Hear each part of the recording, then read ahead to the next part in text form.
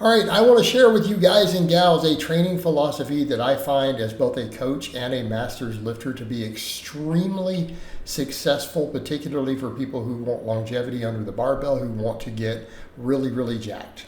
So, the idea, you pick a handful of big basic exercises and you get really good at them. Okay? You focus on progressive overload, get pretty strong at them. And strong doesn't necessarily mean you have to do 1 rep maxes. It could be triples, 5s, 6s, 8s, right? And in my case, it tends to be stuff like squat, bench, deadlift, because I have a powerlifting background. And then people want to pick smaller, weaker movements and think they'll get the same effect, and that's not really true. They're always like, well, can I substitute that for, whatever smaller movement? It's like, probably not. No, you're not going to get the same results because you're not going to get the neural drive. And I think that's a point people miss when we talk about power building and basic training. The neural drive is important, and that means you need exercises that load the whole body. Okay, you really do need the squats and the deadlifts and stuff like that. Okay, you do need those exercises because of the stress they put on the whole body. Because they teach intramuscular and extramuscular coordination. They teach your nervous system how to fire. Okay, and that is kind of a big deal for the long game. So this is one reason I promote the whole power building thing. And keep in mind, this is how all the bodybuilding champions trained successfully who were winning before the gear use got out of control, before people started using excessive amounts of PEDs. Okay, because then they don't need the same things anymore. They can focus purely on stimulus, and none of that matters to the same degree. Although it does seem to, because guys like Ronnie Coleman still did it and won the Mr. Olympia over and over and over and over and over. Okay, just throwing that out there. But I digress. We step back to those other eras. That's all how they trained. They did their big movements. They did a handful of them. They got proficient at them, right? But the problem is, you always point out, people will say, well, why can't you just do those? Well, you're always going to be lackluster, right? You're always going to be lackluster. And it is that simple because you can't maximize the training stimulus on them.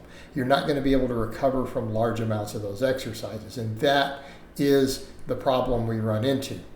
They're great in small amounts because they give enormous amounts of nervous system benefit. They teach you to fire all those things. And they teach you to use the larger numbers of muscles at once. It's great because the long-term benefit, it will teach you how to contract all the muscles harder. So we need to think about it that way. That strength absolutely has carryover in the long game because it trains all that coordination and trains all that neural drive. Okay? But we still are never going to truly maximize your muscle growth and development out of it for a few reasons. Because number one, big exercises almost always leave some muscles underdeveloped. They almost always leave certain muscles, certain heads of muscles understimulated. Okay? The deadlift's phenomenal exercise, but it doesn't work the entire hamstring through its totality, for example. The bench press doesn't work the entire tricep completely, not effectively. So the problem we run into with a lot of these big movements is that they are limited in their ability to do that. Number two, we're limited in our ability to get enough volume out of them. Okay, because we can't recover from it. It's too much fatigue. So all that nervous system benefit we get, we can't get too much of it. We just simply don't recover. There's too much workload, too much weight, too much tension being applied to the body, to the structures of the body. So the balance is to say, okay, how much of those can I recover from? A few sets of a handful of exercises every week. And you can go really, really hard on them. In my case, I have about, 6 or 7 exercises in that area. And that's a lot, really. But I don't do 3 sets of all of them. Some of them I only do like 1. But it's like squat, bench, deadlift, pull-ups, overhead press, and like incline bench, right? Do those, and we push them hard, push them for progression, right? And then everything else, we come in and pump the crap out of it. Like, look at these dumbbell rows. That's not maximum. I can go on a fresh set. I can do way heavier than that and do 8 reps. But if I want to do 12, 14, 15, right, I can do that with a lightweight and just pump the crap out of it. But this is several exercises deep. okay? And the same thing, come through and do tons of curls because we can handle that. So we get to some of these smaller movements, hamstring curls, calf raises, dumbbell curls, barbell curls, lateral raises, all these things, right? Even, dumbbell flies, all this stuff. We can handle much larger volumes of it. Why? We have to look at that stimulus to fatigue. They don't fatigue the whole nervous system to the same degree, the peripheral nervous system and everything. They don't load the structures of the body to the same degree. So we can handle much higher volumes of those. And we can customize and tailor that volume based around our recovery. All right? So what's the difference here? We can get a lot more stimulus we can recover from. I always point that out. People say, well, how much stimulus, how much volume can we handle? How much is useful to growth? An infinite amount of quality hard sets with good reps, right? Up to the point where you don't recover from it. So the point I would make is we stand back and go, well, can we recover from it? Can we recover from it? We can recover from a lot more volume of curls than we can pull-ups. And this is where people get lost in the nuance. Then they'll come back and go, okay, but then we don't need the other big exercises. We can just bodybuild on the other. Well, except you're going to get shortchanged, right?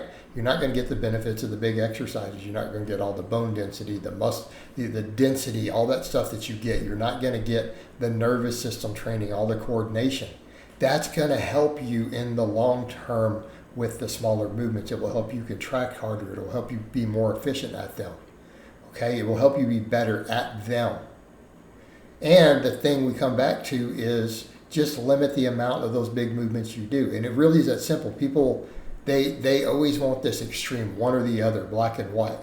And instead of saying, okay, if they're great, but they're limited in how much we can handle and recover from, just limit the amount of them that you do. Go really hard on them, chase progressive overload, get that muscle density, all that extra myofibular growth, all that nervous system training, but only do a small amount of it.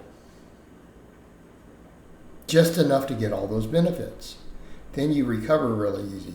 Then you can fill everything else in by doing large amounts of the smaller movements with a better stimulus to fatigue that you can recover from.